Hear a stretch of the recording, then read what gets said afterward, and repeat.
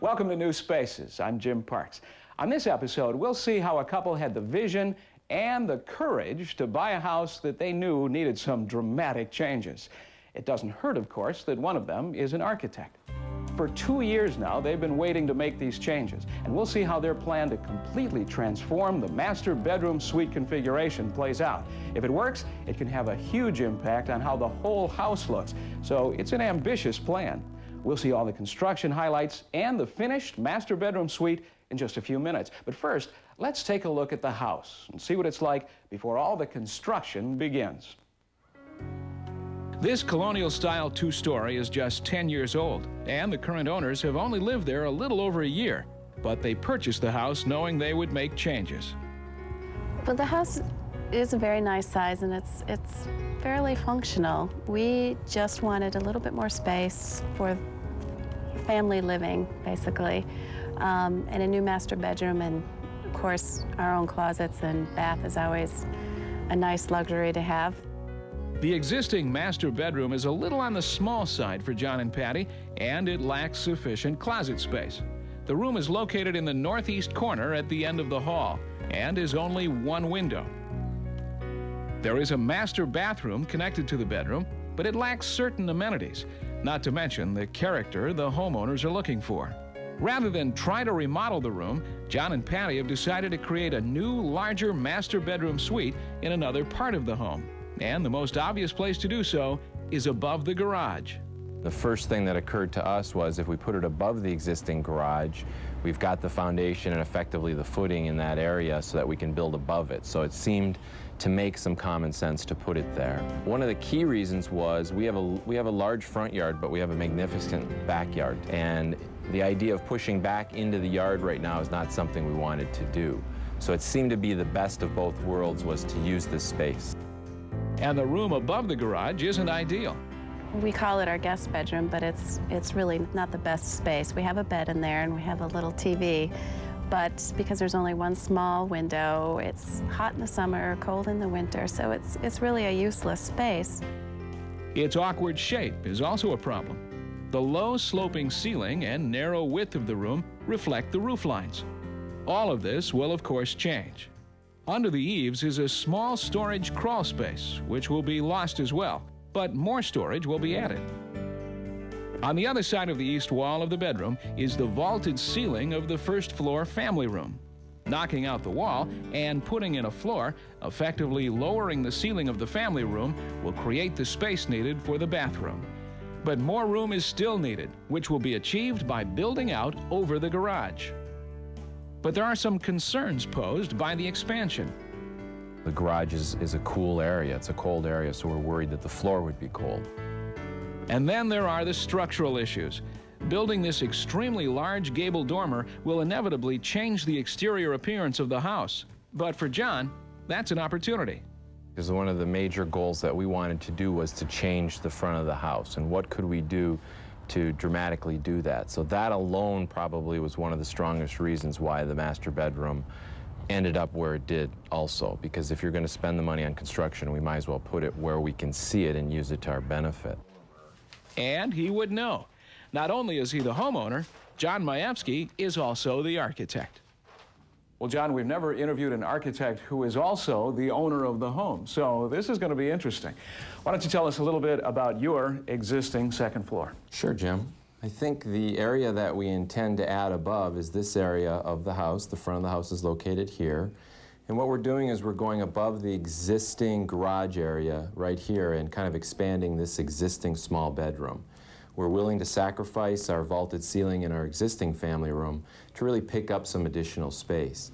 And then the addition expands over the front of the existing garage and really enhances the front of the house. So sacrifice here, new space here, and rearranging space there. That's right, Jim. Let's take a look at your plans. Big change. Yeah, when you see what we've done, you can see that the new master bedroom is really located here on the front of the house and extends about 6 feet out from where it was before. And as we walk to the back of the house, we go through a dressing area with his and her closets, and then really get to our goal, which is the master bedroom suite. And in that, we've vaulted the ceiling and we've oriented a dormer to the south to bring in a lot of light at the hot tub and whirlpool area. And in there, we also have a steam shower. And I think, the other thing to point out is that we vaulted the ceilings in both the master bath and the master bedroom area. One of the benefits of this project is that the hallway at the top of the stairs really expands and it really opens up, and that's really a big benefit to us. Great. Let's take a look at the elevation. Yeah, here's the existing elevation, and the main goal was to see what we could do here to change that, to really dramatically change the house. So the addition happened above this area, and here you can see it on the plan at the end, and the location of the new addition right above this section of the two garage doors, and then the full porch that kind of wraps and goes right across the front of the house. This was our focal point, and that was the area that we were really concerned on, trying to bring a lot of light into the space. Well, probably the homeowner will be very pleased with this one. Thank you, John. When we come back, demolition and construction begins, and we'll watch the creation of an interesting new master bedroom suite. It'll have a unique look that'll be very interesting to watch take shape.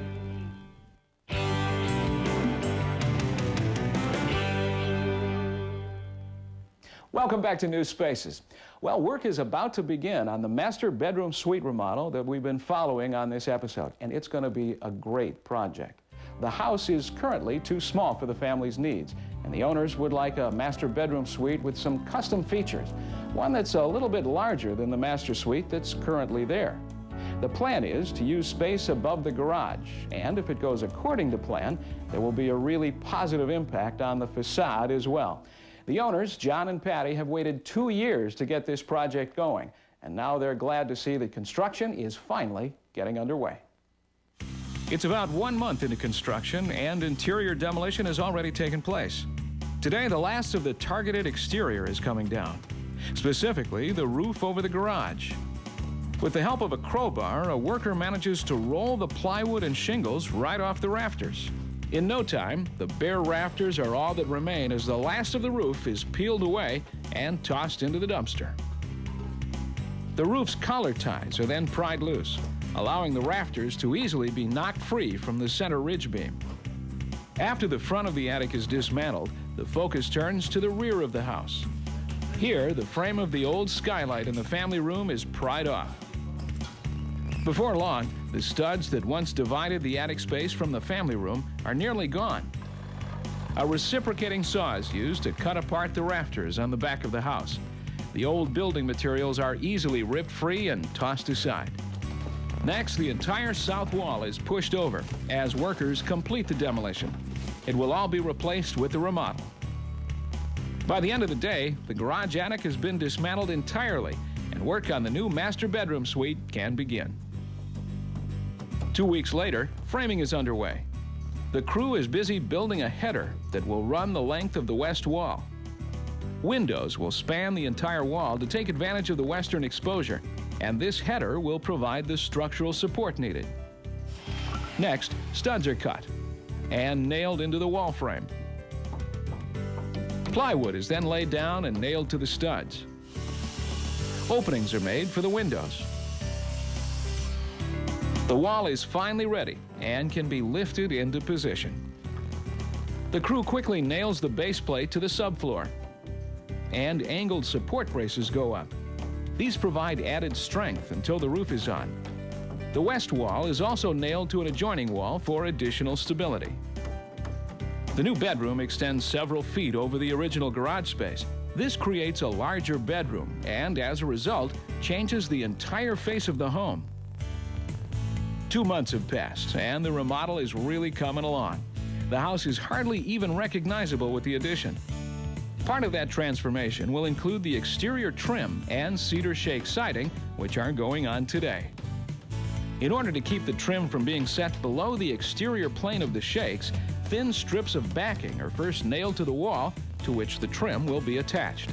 This will bring the trim up flush with the shakes. The trim is then cut, positioned on the backing, and nailed securely into place. Once complete, the crew can begin nailing the shakes to the house. Here, a second layer of shakes is nailed to the first. This overlapping process creates a relatively weather-impermeable exterior wall. Cedar is also a naturally durable wood that requires minimal maintenance. 1 week later, the shakes have wrapped around to the front of the house, where the circular windows have created a bit of a challenge. A jigsaw is used to cut the necessary curve to match the curve of the window. It's now about 2 weeks later. Pieces of trim are being cut to enclose the steel posts just outside of the garage.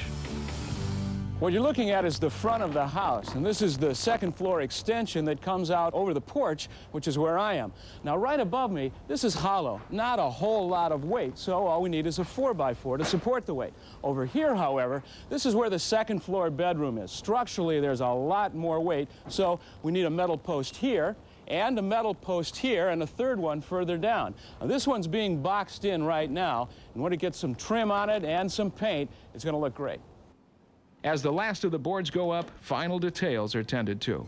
Wood for a crown molding is cut and nailed around the tops of the columns. 1.5 months later, the bedroom is nearly complete. Inside the bathroom, distressed wood cabinets have been installed. There are, however, some final touches left to be made.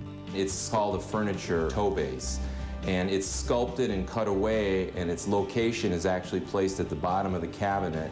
And what we want to do today is show you how this is cut in, and actually just as a very small last detail on the cabinets, it'll probably show you just what a little detail can do and really dramatically change the appearance of a cabinet. The whole idea is that hopefully when it's done, you'll look at it and you'll feel like this was more of a piece of furniture than actually being a cabinet. These pieces are intentionally larger than necessary, so a perfect fit can be made on site. The piece is then trimmed to the appropriate size. A small triangular piece is cut from one of the ends and then nailed into place. When the final product is complete, we'll see how this attention to detail will pay off. Well, there is going to be a dramatic change to look at when we come back. Owners John and Patty are going to give us a complete tour, and we hope that all the planning, and remember that John is acting as his own architect on this project, we hope that all the planning brings John and Patty everything that they want.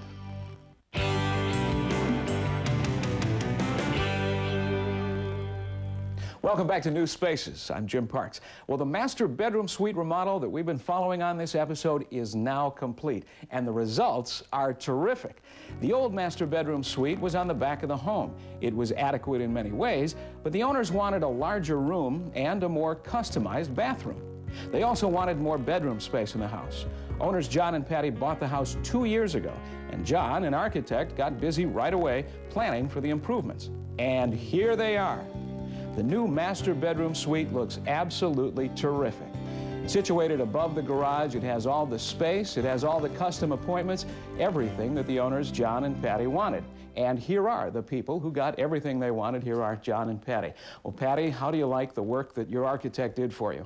I love it, Jim. I think you're right. We've got everything we want. Terrific. Let's take a little tour. As we come to the top of the stairs, we come to an area that didn't really exist before. Yeah, that was just a door into a little bedroom before, and now what we want to do is open that up, and so we've taken the wall out between the new space and the old space, and you can see really we end up with a lot of openness and volume there. Very successful. Now let's move into the bedroom. Now this bedroom is dramatic. Big, high peak to the ceiling, a lot of light comes in. It is a beautiful, beautiful room. Let's go to the built-ins, which are on the far side underneath the windows. Now these are not custom cabinets, correct? Correct. They're actually just standard cabinets that we worked with. They have a special finish, but we found some pieces to go along with them. You can see the furniture toe kick and the crown molding, and we were able to just dress them up to create this little built-in armoire area. And they are symmetrical, the armoires, one for each of you on either side, and there's seating area there as well. Correct, and a lot of windows, which accomplished what we wanted, and a lot of natural light. The cabinets work beautifully with the windows, and as we look up, we see a big round window as well. That's really a item that we wanted to put, and it became really an exclamation point or a mark on the front elevation of the house. Really, you can see the volume of the space and the height. We're at about 16 feet in overall height.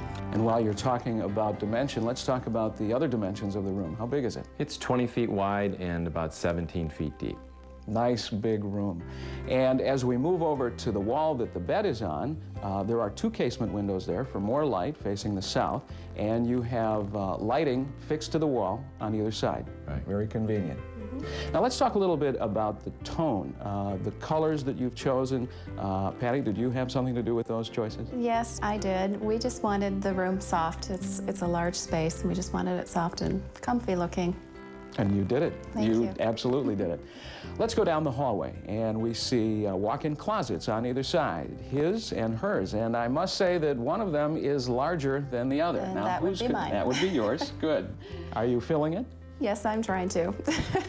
That was a given in the planning process, that she would end up with the larger closet. But as you can see, I did end up with a window, and that was very important for me, just to have natural light to be able to pick your clothes. You did well in the light department.